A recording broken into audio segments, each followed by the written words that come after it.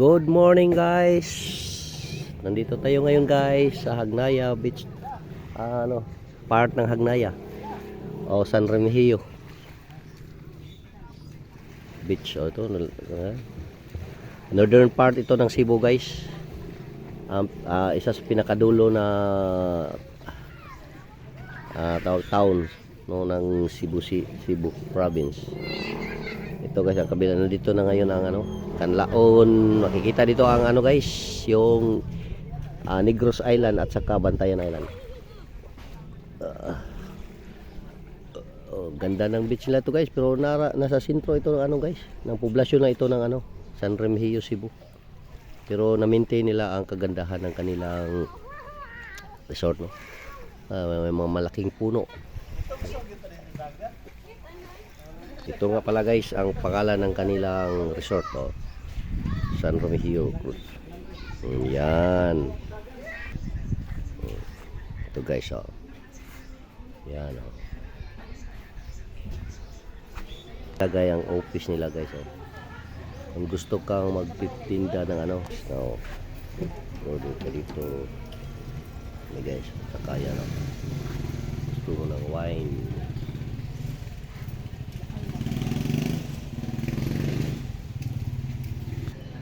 So pwede overnight dito guys. Parang may mga room silang available. At saka may function hall sila dito guys. Ito yan Siguro ngayon may kasal siguro.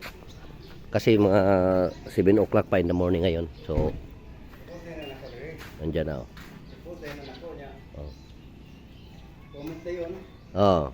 comment na.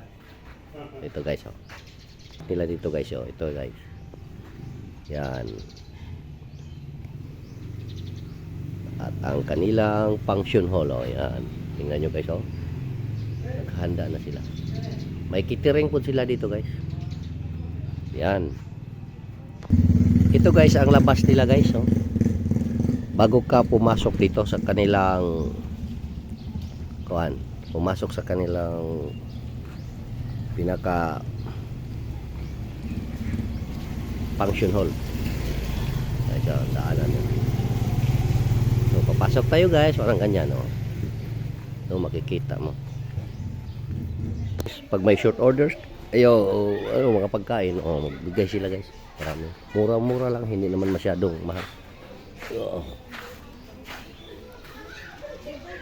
Ito para lang sa kung tayo'y magdadala ng sarili natin pagkain ng mga provision, ito pwede kayo dito guys. Lamig dito guys kahit gaano kainit sa labas kasi ang lakad Ito naman guys yung rooms namin na nandito nandyan kami sa taas. Nakakuan kami ng isang room dyan. Kasi kami 8 kami sama ang mga bata. Ito si Oski guys. Hey, hi si Oski. Yan kasama ko guys. Yan mga malaking puno to guys. Sarap na lilim, malaking lilim ng puno ng kahoy. Guys, lang ang dagat, tingnan nyo. Banayag talaga. At white, hindi naman masyadong brown ang kanilang white ito, white sand. Maraming function hall dito ga. Nandyan pa pang barkada.